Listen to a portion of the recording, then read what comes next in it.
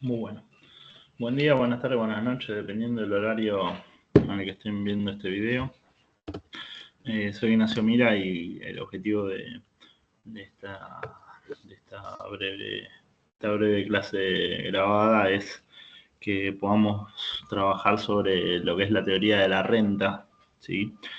Algunas cuestiones de lo que es la escuela clásica y la escuela neoclásica estuvimos viendo a lo largo del curso. Específicamente la teoría de la renta se alinea con lo que es la escuela clásica, ¿sí? Con la teoría objetiva del valor, y específicamente la teoría de la renta. La vamos a trabajar sobre dos textos, ¿sí? Que están linkeados. Acá en la presentación lo van a poder acceder directamente. Uno de esos textos es el capítulo 2 del libro de David Ricardo, que se llama Principios de Política Económica y Tributación, ¿sí? Publicado en 1817. Y el otro texto es un texto de Joaquín Farina, ¿sí? Publicado en el 2006.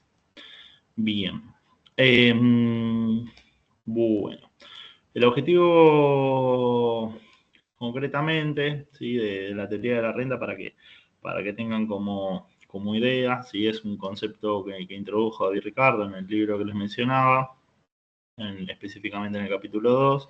Es distinto al concepto de renta que mencionaba o que introdujo Adam Smith unos años antes en La riqueza de las naciones, que lo explicaba como sinónimo de ingreso, ¿sí? Pero también es distinto el concepto de renta, ¿sí? Con el término popular de ese momento, que era interés, ¿sí? Por ejemplo, el interés de un préstamo o la utilidad del capital, ¿sí? A la cual también se le mencionaba renta. Acá la renta tiene otro concepto, ¿sí? Que es distinta y distinto, y estamos, como les decía recién, en línea con lo que es la escuela clásica, ¿sí? Estamos hablando de la teoría objetiva del valor, ¿sí? ¿Y qué significa esto? Bueno, para repasar un poco, en la escuela clásica, el valor de un artículo, ¿sí? En términos de cualquier otro bien, depende de la cantidad relativa de trabajo que se necesite para su producción, y no de la mayor o menor compensación que se paga por dicho trabajo. Es decir, acá hay dos cuestiones. Primero, el valor de un artículo lo medimos en términos de otro bien, ¿sí? Siempre cuando hablamos de artículos o de bienes, mejor dicho, bienes, servicios, vamos a llamarlos artículos como caracterización genérica, el valor de un artículo siempre lo medimos en relación a otros bienes, ¿sí? El valor de unos artículos lo medimos en relación a otros artículos, ¿sí? Y depende de la cantidad relativa de trabajo que se necesita para su producción, ¿sí? Y no de la mayor o menor compensación que se paga por dicho trabajo. Acá, hablar de la mayor o menor compensación que se paga por dicho trabajo, hace de alguna manera, o es de alguna manera lo que ejemplifica la escuela neoclásica, así que viene después de la escuela clásica. La escuela clásica centra el valor de los bienes en el trabajo necesario para la producción, y la escuela neoclásica, o la teoría subjetiva del valor, en la compensación que se paga por dicho trabajo, ¿sí? En una cuestión más de equilibrio de mercado y no tanto de trabajo en sí que tiene la mercancía, ¿sí? Así que esto como un punto relevante, ¿sí? Que los bienes tienen en sí mismos trabajo incorporado, y eso es lo que define su valor y no el precio que se paga por dicho bien, ¿sí? Bien, bueno, o no la compensación, ¿sí? Esto como para introducir y para generalizar también. Las distintas calidades de trabajo se remuneran distinto, no es lo mismo el valor de trabajo, el valor de una hora de trabajo de un joyero que la de un obrero en común. Si el joyero es muy calificado y está, qué sé yo, hace 50 años que va mejorando la calidad de su trabajo, no es lo mismo la misma cantidad de horas de su trabajo que la de un trabajador no calificado, ¿sí? Entonces, el valor no es el resultado de cuántas horas se trabajó sobre dicho bien, sino de la cantidad de trabajo incorporado. Es decir, este joyero podemos asumir implícitamente que tiene en sí mucho más trabajo incorporado porque se fue calificando, porque se fue perfeccionando su destreza con el tiempo y tiene una mayor cantidad de trabajo incorporado en el ejercicio de su mano de obra que es la de un trabajador no calificado. ¿Sí? Entonces, por más de que trabaje en la misma cantidad de horas, el trabajo del joyero va a valer más. ¿Sí? Bien. Y no solamente tiene que ver con cuánto trabajo incorporado tenga en sí mismo el joyero, sino también cuáles son las herramientas que utiliza cada uno de estos trabajadores. Si el joyero tiene para trabajar herramientas que también exigieron mucha cantidad de trabajo incorporado, sin duda ese bien va a valer más que si estamos hablando de un bien que tiene instrumentos sin tanto trabajo incorporado. ¿Sí? Entonces acá hay dos cuestiones que son relevantes al definir el valor de un bien, que son el trabajo incorporado y los instrumentos con los cuales ese trabajo es aplicado. ¿Sí?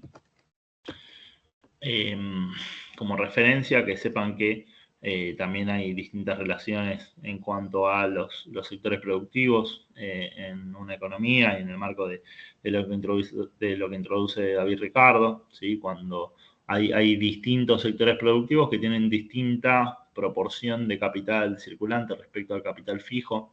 Piensen en empresas intensivas en capital circulante, como por ejemplo puede ser una empresa textil, donde el principal gasto se encuentra en los insumos, en la mano de obra, en la energía, ¿sí? Necesaria para producir, y una empresa con mucha proporción de capital fijo, como por ejemplo podría ser Techin, Aluar, que tienen mucho capital constante, es decir, muchos fierros, ¿sí? mucha maquinaria. Entonces, la distinta proporción que tenga cada uno de esos sectores va a determinar cómo es la relación de sus ganancias ante el aumento o la reducción de los salarios y las ganancias de las compañías. ¿Sí? Otro punto relevante es que no existe ningún bien que pueda ser considerado medida estándar de valor. Incluso el oro requiere trabajo y capital y el cambio en su modo de producción modifica su valor relativo. ¿Sí? ¿Qué quiere decir esto? Quiere decir que si de repente encontramos una tecnología para producir con el mismo trabajo incorporado 10 veces más de oro en la misma cantidad de tiempo, el valor relativo del oro se va a reducir y el valor relativo de los otros bienes se va a incrementar, ¿sí?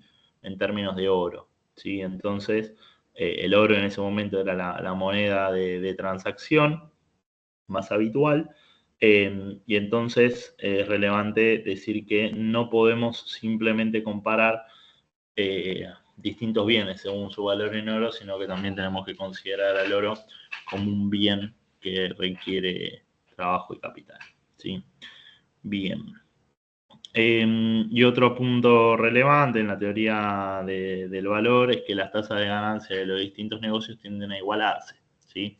Acá hay dos supuestos implícitos que son muy relevantes y que no siempre suceden en la realidad, pero que son que hay información perfecta, ¿sí? Que todos los empresarios y todos los capitales de una economía saben y tienen información sobre cuál es la ganancia de los otros negocios, y por otra parte, que hay libre entrada y salida en cada uno de los negocios. ¿Sí? Si nosotros pusiéramos, por ejemplo, si nosotros tuviéramos un negocio que tiene una rentabilidad del 30%, haciendo, por ejemplo, bicicletas, y nos enteramos que hay otro negocio que tiene una rentabilidad del 70% haciendo autos, y nosotros invertimos en bicicletas, vamos a reducir nuestra inversión de bicicletas y vamos a aumentar nuestra inversión en la producción de autos.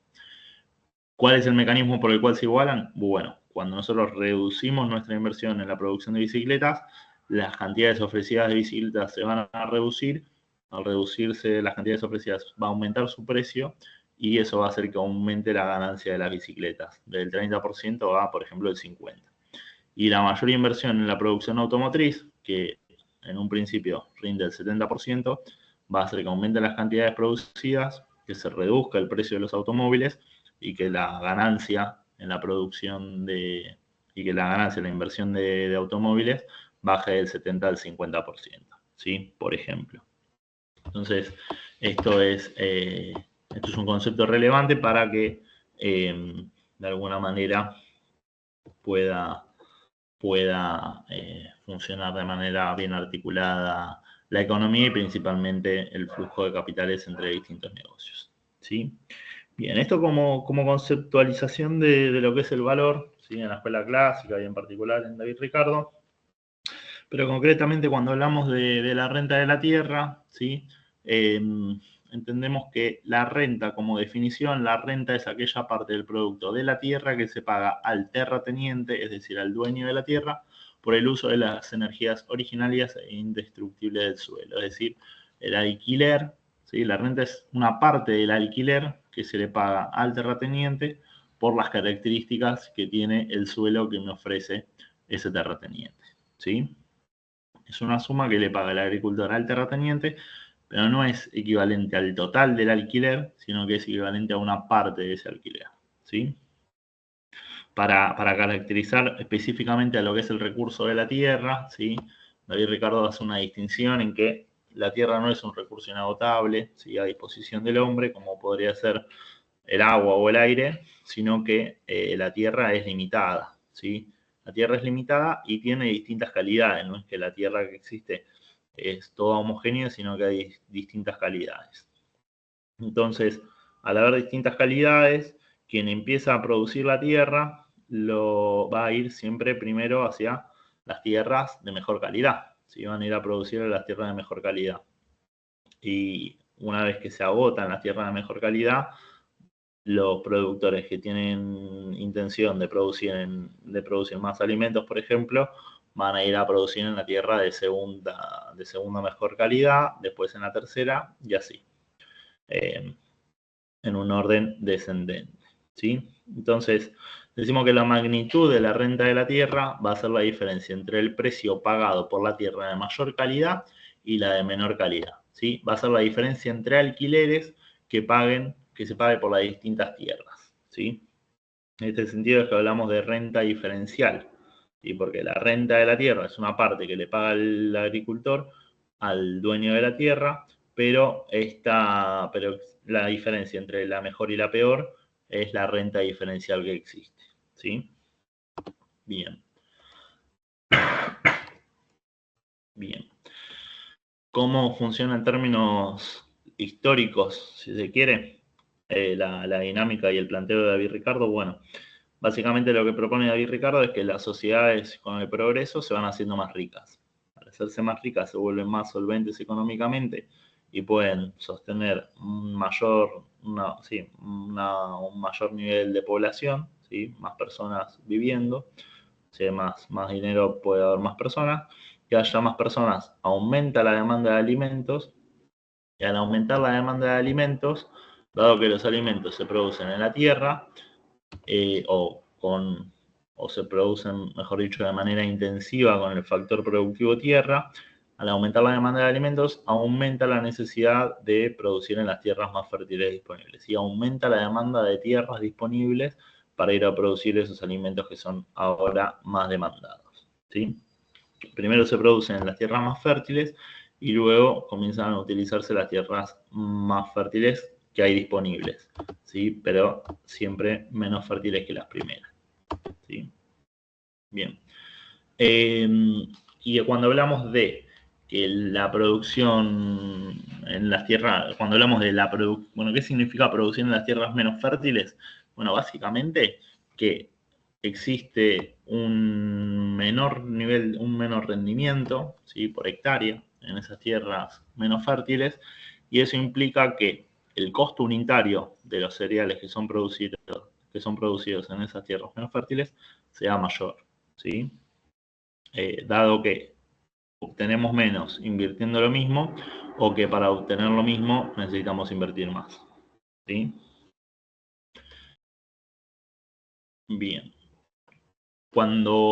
Si hacemos un ejercicio de este estilo para Argentina, ¿sí? La dividimos en tres, según los grados de calidad de la tierra, intuitivamente podríamos separarlo de esta manera, ¿sí? La zona centro como la más fértil, siguiéndole el norte argentino y por último el sur argentino, ¿sí? ¿Cómo medimos esta fertilidad? Bueno, en rendimientos por hectárea, por ejemplo, ¿sí?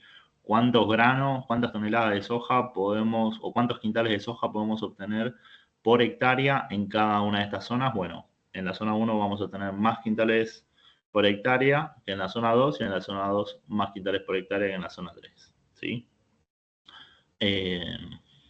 Por supuesto que esto es una generalización, pero sirve para hacer un poco más pedagógico el ejercicio, ¿sí?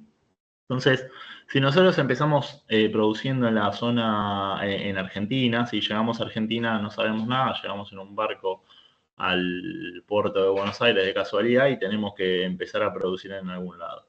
Bueno, si nosotros sabemos que la zona 1 es la más fértil y somos poca población, vamos a empezar produciendo en la zona 1, ¿sí? Vamos a poner, imagínense, 10 de insumos y vamos a obtener un producto de 100, ¿sí?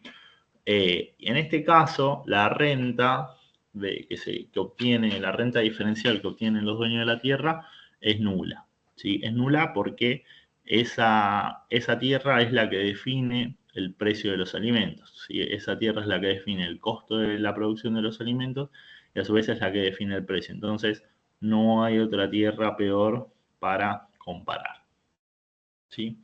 Sin embargo, si aumentara la población y si aumentara la riqueza, aumentara la población y aumentara la demanda de alimentos, tendríamos que ir a producir a la zona 2. Y cuando nosotros vamos a producir a la zona 2, que tiene menos rendimiento, fíjense que tenemos un rendimiento de 90 en la zona 2, poniendo la misma cantidad de insumos, es decir, de capital y de trabajo. Al obtener un menor nivel de producto, lo que está sucediendo es que está aumentando el precio de los alimentos. Y al aumentar el precio de los alimentos, los productores son conscientes de que si fueran a producir la tierra de la zona 1, van a tener mucho más producto que lo que obtienen en la tierra de la zona 2. Esto los dueños de la tierra lo saben y la diferencia de producción entre una zona y la otra se la apropian en concepto del alquiler, ¿sí? En concepto de renta de la tierra, ¿sí? Aumentan el precio del alquiler los dueños de la tierra de la zona 1. ¿Por qué? Porque saben que los productores de la zona 2 van a tener incentivos a ir a producir hacia la tierra 1. ¿Cuál es la alternativa que tienen los productores de la zona 2? Aumentar la dotación de insumos y así aumentar en parte el producto, ¿sí? Pero en concreto existe un trade-off, ¿sí? Entre pagar más renta de la tierra o pagar más insumos para obtener el mismo nivel de producción, ¿sí? Fíjense que acá los dueños de la tierra de la zona 2 no perciben una renta porque son los que, esa tierra es la que define los costos de los alimentos, pero los dueños de la tierra 1 sí perciben una renta de la tierra porque tienen una tierra mucho más fértil que la que determina el precio de los alimentos en el mercado argentino, que son que son los productores de la zona 2, ¿sí? Si siguiéramos este ejercicio, aumenta la población, aumenta la demanda de alimentos y necesitamos continuar expandiendo la frontera agrícola, pasaríamos a producir a la zona 3, donde los rendimientos son todavía menores. Y fíjense que acá la renta de la tierra aumenta tanto para los dueños de la zona 1 como para los dueños de la zona 2, ¿sí? Fíjense que estas dos zonas se aprovechan, en términos, los dueños de la tierra se aprovechan del mayor precio que tienen los alimentos por producir en tierras menos fértiles, zona 3, a través de la renta de la tierra, ¿sí? A través de cobrar un mayor alquiler, ¿sí? Esa diferencia, esa renta diferencial, es lo que llamamos la renta de la tierra, ¿sí? Lo que está pintado en amarillo. Y al igual que pasaba antes, como la zona 3 es la tierra que termina definiendo el costo de los alimentos, esa tierra no percibe ninguna renta diferencial. Y porque no tiene otra tierra de peor calidad que se esté produciendo y que esté definiendo el precio de los alimentos en el mercado. ¿Sí? Bien. Entonces, Decimos que la renta de la tierra es pagada por los productores a los dueños de la tierra porque deciden entre gastar más insumos y pagar entre gastar más insumos para producir lo mismo en tierras menos fértiles o pagar la renta y usar menos insumos para producir lo mismo. ¿Sí? En otras palabras, dado un objetivo de producción, es decir, si nosotros queremos producir 100 quintales por hectárea, el productor agropecuario tiene que elegir entre pagar más insumos productivos o más renta de la tierra. Si decide pagar más insumos productivos, se va a quedar en la zona 2 o 3. Si decide pagar más renta de la tierra, se va a quedar en la zona 1 o 2. ¿Sí? Este es el trade-off que encuentran los productores agropecuarios. Y dado que las tasas de ganancias se igualan, ¿sí? La demanda por las tierras más fértiles será permanente. Cuando aumenta el precio de los alimentos porque se empieza a producir en la zona 3, los productores de la zona 1 no dejan de producir por más de que les aumenten el precio del alquiler, porque son conscientes de que, digamos, el aumento en el precio de los alimentos les implica un mayor ingreso, pero también un mayor gasto en términos del alquiler. Y saben que si se van de la tierra de la zona 1, irá otro productor a producir a esa zona que quedaría vacante. ¿Sí? Bien. En términos sociales o agregados, si querés, de una mirada más del ingreso factorial de la economía, en la cual nosotros podríamos ubicar a los terratenientes percibiendo una renta, a los productores percibiendo un beneficio y a los trabajadores percibiendo un salario. Este aumento progresivo, tendencial de la renta también tiene consecuencias, ¿sí? en términos sociales, porque modifica los ingresos relativos de cada uno de estos actores. ¿Sí? El aumento del precio de los alimentos en relación al resto de los bienes de la economía, lo que hace es, por un lado, aumentar la masa salarial necesaria para que los trabajadores puedan subsistir. Si los trabajadores siguen consumiendo la misma cantidad de alimentos que antes, pero como el alimento vale más que el resto de los bienes, la masa salarial también aumenta en relación al resto de los ingresos de la economía. Y la otra fuente de ingresos que se incrementa, por supuesto, como vimos recién, es la renta. ¿Sí? La renta también incrementa el ingreso de los terratenientes, también incrementa su porción dentro de esta masa de la economía. Entonces, ¿quién se ve perjudicado? Los productores. ¿Sí? Los productores que perciben su beneficio se ven perjudicados. ¿Por qué? Porque aumenta por un lado el salario que tienen que pagarle a sus trabajadores para producir los alimentos, pero también aumenta el precio del alquiler que tienen tienen que pagar para poder seguir produciendo. Entonces, ese margen de ganancia se ve acotado. Esto lo vimos para los productores agropecuarios, pero si extendiéramos a la economía y incorporáramos la producción de otros bienes, también se verían afectados. ¿Sí? Si hubiera trabajadores industriales en esta economía, también verían agotados sus beneficios. ¿Por qué? Porque las tasas de ganancia se igualan, como vimos hace un ratito. Esto en Argentina tiene una discusión de trasfondo muy relevante, porque la renta, la discusión sobre la renta de la tierra, principalmente en Argentina. Argentina es uno de los países más fértiles, con una de las zonas agrícolas más fértiles del mundo, comparable con Ucrania, Estados Unidos y algunas, la costa oeste de Estados Unidos, el centro de Ucrania y algunas pocas zonas más. Argentina tiene una fertilidad diferencial respecto al resto del mundo en su zona núcleo, ¿sí? En la pampa húmeda, pero también, y eso, digamos, define el patrón de desarrollo y de acumulación de los últimos 2 siglos, pero también impacta no solamente en las discusiones de desarrollo, sino también en los conflictos macroeconómicos de corto y mediano plazo. ¿Sí? En la cuestión fiscal, en la cuestión distributiva, tiene un impacto muy relevante. Así que es importante que lo podamos entender y lo podamos comprender un poquito más. ¿Sí? ¿Qué son las retenciones? Bueno, básicamente son los derechos de exportación de alimentos, ¿sí? Es específicamente el pago de un impuesto por parte de los productores al Estado, ¿sí? que cuando un comerciante decide vender al exterior cierta cantidad de bienes, tiene que pagar un tributo, ¿sí? Si decide venderlo dentro del país, no paga ese tributo, pero si decide venderlo al resto del país del mundo, a otro país del mundo, debe pagar, ¿sí? Y esto concretamente implica una reducción en la tasa de ganancia, ¿sí? ¿Por qué? Porque si nosotros, es como cualquier impuesto, si nosotros tenemos un cierto margen y nos aplican un impuesto por la venta de los bienes, ¿sí? que producimos y que vendemos, vamos a ver contraído nuestro margen de ganancia, ¿sí? Si nosotros nos dedicamos 100% a la exportación y y el gobierno fija retenciones a los productos que nosotros exportamos, vamos a tener incentivos a, en vez de vender afuera, empezar a vender esos alimentos adentro.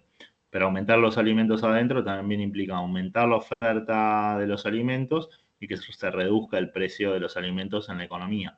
Entonces, no solamente se estaría afectando a la tasa de ganancia de los que solamente exportan, sino también que se afecta a la tasa de ganancia de todos los comerciantes, ¿sí? De todos los productores agropecuarios, ¿sí? De todos los comerciantes o vendedores de esos bienes, ¿sí?